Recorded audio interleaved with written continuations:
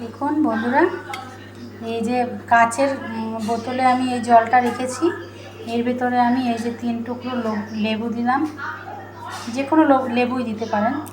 আর দেবো এই যে 4 টুকরো মতন আদা, একদম পাতলা করে। আর গাজর,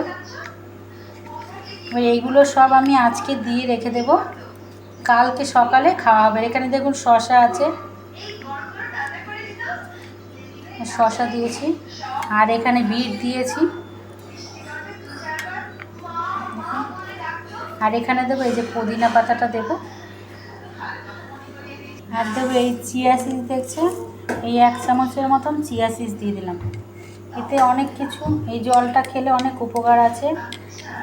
এটা এবার এভাবে রেখে দেবো, পুরো সকালবেলা খাওয়া হবে।